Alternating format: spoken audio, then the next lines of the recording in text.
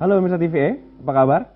Ya, senang sekali saya Reinhard Sirait dapat kembali menjumpai Anda dalam program siaran pendidikan interaktif. Dan pada hari ini kita akan membahas mengenai mata pelajaran sosiologi, khususnya untuk teman-teman dari SMA. Dan untuk teman-teman di rumah, tak lupa saya mengingatkan, Anda dapat langsung bertanya melalui telepon di 0800 140 3046 atau melalui SMS di 0852 83 86 8667 dan diakses melalui Facebook di Televisi Edukasi. Dan pada akhir acara nanti ada kuis kuadran, cerdik, cepat, cermat, dan ceria. Untuk teman-teman di rumah, sebelum kita masuk ke dalam pembahasan, untuk mempelajari mata pelajaran sosiologi, telah hadir bersama saya Bapak Puji Raharjo dari SMAN 96 Jakarta. Halo Pak. Halo juga. Ya, apa kabar Pak? Alhamdulillah baik. Baik, gimana Pak? Mas Riat? Sama Pak, saya juga baik Pak. Nah, Syukur. kita hari ini belajar sosiologi Pak. Betul. Kira-kira betul. pembahasan apa nih Pak yang nanti akan kita bahas bersama-sama untuk teman-teman di rumah? Nah, untuk hari ini kita coba membahas tentang masyarakat multikultur ya, kelompok sosial masyarakat multikultural. Jadi secara keseluruhan kita akan membahas mengenai Kelompok masyarakat. Iya, dan pastinya akan ada soal-soal latihan ya Pak ya Oh, untuk teman-teman di rumah, pasti, sehingga ya. nanti teman-teman nih dalam mempelajari mata pelajaran sosiologi dapat lebih paham kira-kira seperti Betul, itu Pak. ya, Apalagi harapan untuk, kita seperti itu. ya, baik untuk menghadapi ujian atau belajar sehari-hari di sekolah ya Pak ya. Mungkin yang lebih penting ini menghadapi ujian kenaikan kelas. Iya, penting sekali itu Pak. Iya, betul. Ya, baik. Nah, untuk teman-teman di rumah, sebelum kita masuk ke dalam pembahasan atau indikator yang pertama, kita lihat terlebih dahulu tayangan yang berikut ini, silahkan.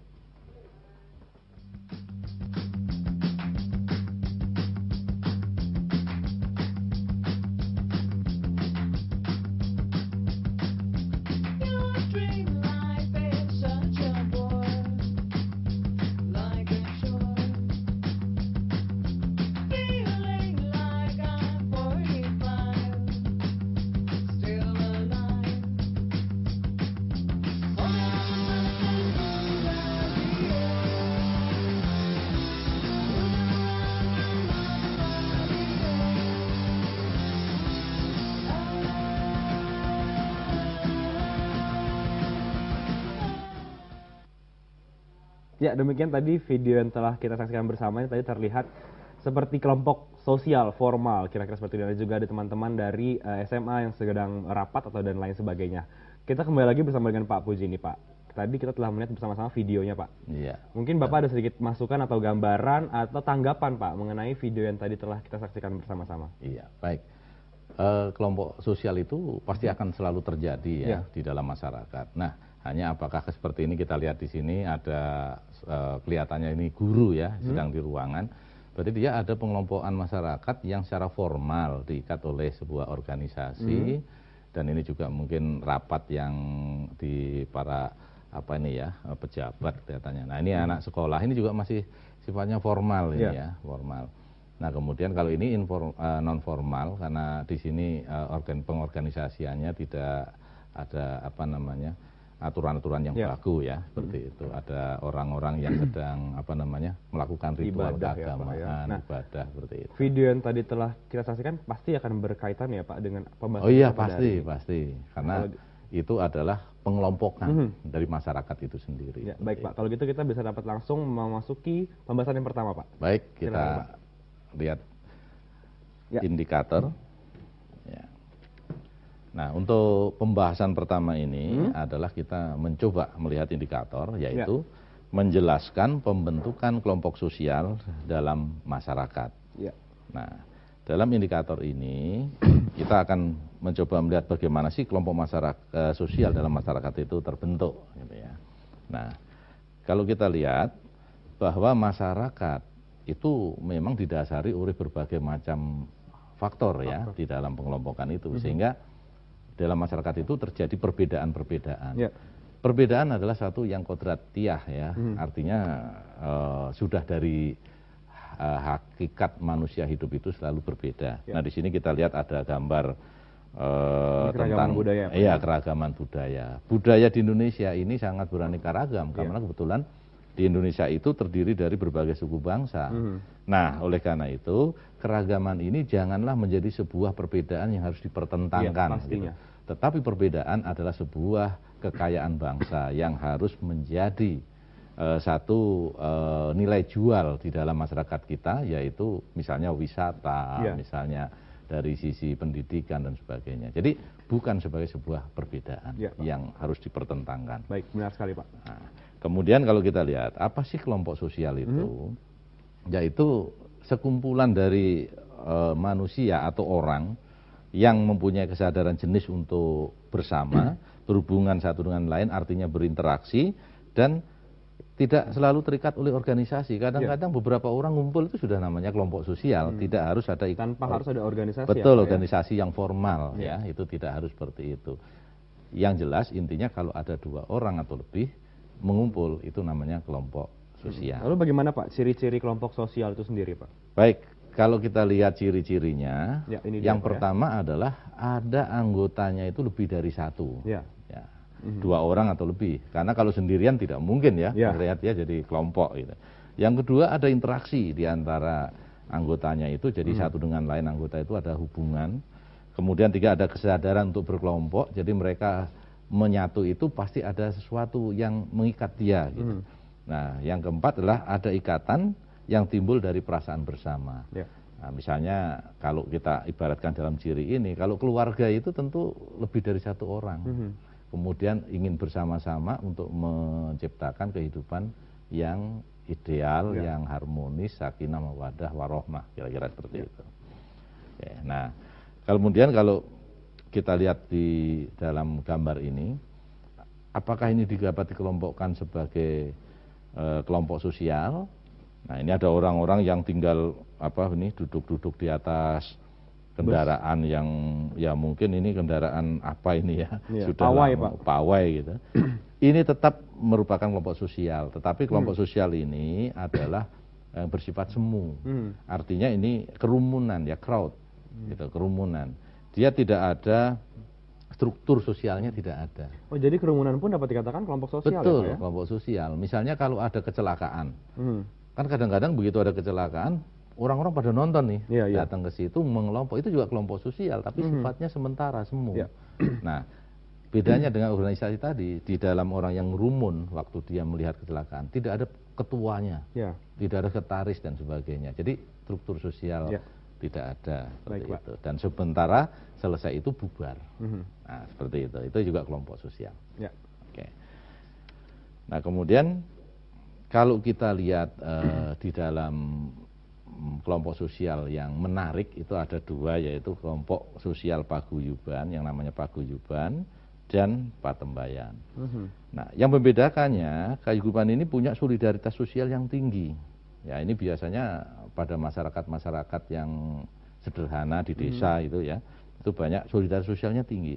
Homogenitasnya tinggi. Misalnya di desa itu dia petani ya, semua jadi petani sehingga dia berkumpul ya.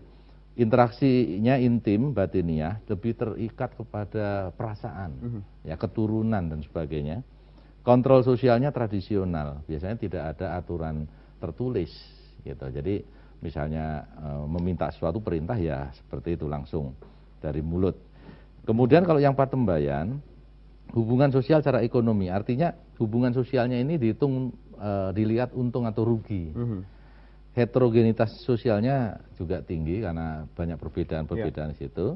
Solidaritas sosialnya cenderung rendah dan kontrol sosialnya formal. Kenapa ini rendah? Karena dia menghitungkan kalau saya rugi ngapain? Ya, kenapa saya harus ikut di situ kalau saya rugi, seperti itu. Jadi paguyuban dan patembayan ini adalah berlawanan ya Pak ya? Ya, 2 hal yang berbeda. Mungkin agak berbeda ya, secara signifikan dia cirinya pun berbeda. Baik Pak, bisa kita lanjutkan? Baik. Nah, kalau kita lihat, mungkin kita lihat soalnya supaya lebih jelas ya Mas ya. Iya, benar sekali Pak. Oke. Nah, soal ini dalam indikator tadi, meskipun berbeda agama dan suku bangsa, 2 pengacara ternama dapat bersatu untuk membela klien dalam persidangan.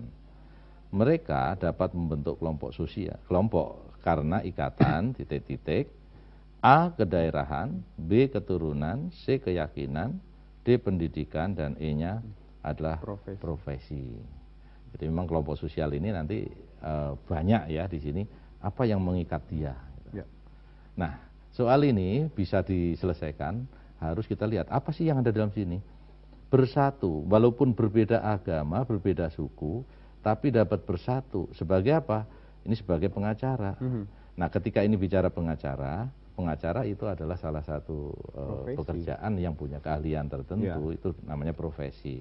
Maka dia akan, jawabannya adalah mereka walaupun beda, bertentangan di dalam sidang dan sebagainya, tetap dia terikat oleh dalam profesi. Baik Pak, sebelum kita melanjutkan soalnya Pak, kita akan menerima telepon terlebih dahulu. Baik, halo. silakan. Halo, selamat siang. Ya, dengan siapa di mana? Dari Rifanto di Gorontalo. Ya, Rifanto, silakan pertanyaannya Rifanto. Ya, pertanyaannya jelaskan karakteristik dari masyarakat multikultural. Jelaskan karakteristik dari masyarakat multikultural. Iya. Baik, terima kasih Rifanto ya Pak. Mungkin bisa dapat langsung dijawab Pak. Iya, nanti. Karakteristik dari masyarakat multikultural. Iya. Nah, ini pertanyaannya sudah nanti sebenarnya di indikator 2, tapi nggak apa-apa, kita langsung saja ya. Baik. Dengan Rifanto yang di Gorontalo. Ini salah satu yang setia dengan sosiologi. Baik, ya Rifanto ya, dan mungkin para pemirsa yang lain. Ciri masyarakat multikultur pertama terdiri dari subkelompok dan subsistem budaya. Nah, di sini ada subkelompok, subsistem budaya. Jadi dalam kelompok itu ada sub-sub budaya. Misalnya kelompok masyarakat Indonesia ini banyak sekali budaya-budaya yang muncul di masyarakat Indonesia. Kemudian terjadi potensi konflik horizontal karena aspek primordial. Jadi ada aspek-aspek yang dibawa sejak lahir itu kemudian menonjol. Misalnya tentang agama, tentang suku, dan sebagainya. Integrasi atas dasar paksaan dan ketergantungan ekonomi. Jadi bisa menyatu karena adanya satu ketergantungan pada yang lain. Terjadi kesulitan dalam mencapai konsensus bersama pada nilai dasar. Nah, nilai dasar apa yang harus digunakan di dalam kelompok masyarakat itu? Karena masing-masing punya nilai-nilai yang tersendiri gitu ya. Dan terakhir ada dominasi pada kelompok sosial tertentu. Nah, ini biasanya dominasi politik itu yang makin menguat. Bangsa Indonesia bersatu karena sama-sama di dalam Pancasila. Ya.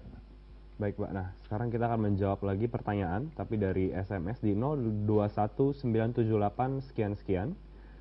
Pertanyaannya, apa contoh bentuk kelompok sosial atau paguyuban yang homogenitas di dalam masyarakat?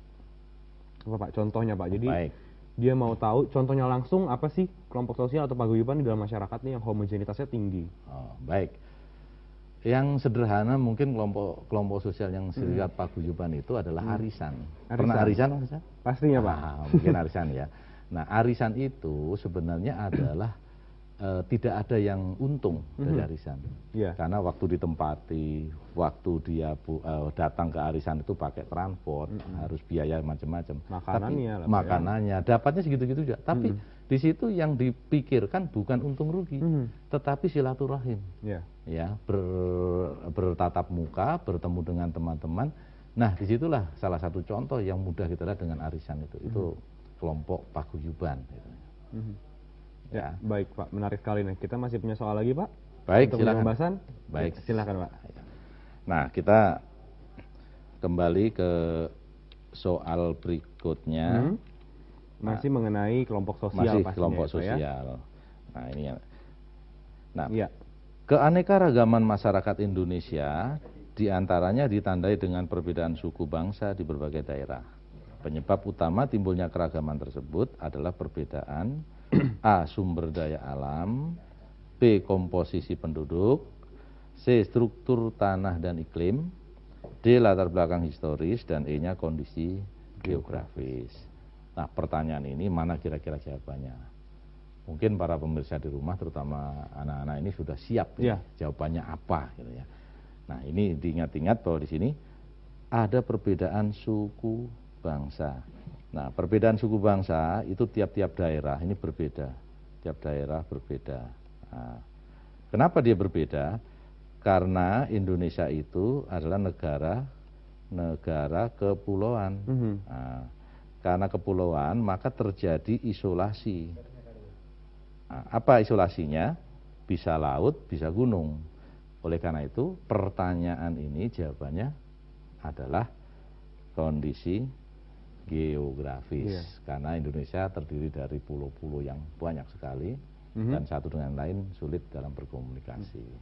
maka timbullah perbedaan suku bangsa. Maka untuk itu Pak, sebelum menjawab, disimak dulu ya Pak, soalnya harus Betul, dengan baik. harus dilihat apa intinya. Karena dari pasti itu. ada di situ betul, jawabannya Pak ya. Ada keyword. Ada keywordnya pasti. Kata kuncinya akan mengarah ke jawaban itu. Ya, baik Pak. Ya, untuk teman-teman di rumah, demikian tadi penjelasan dari Pak Puji mengenai kelompok sosial.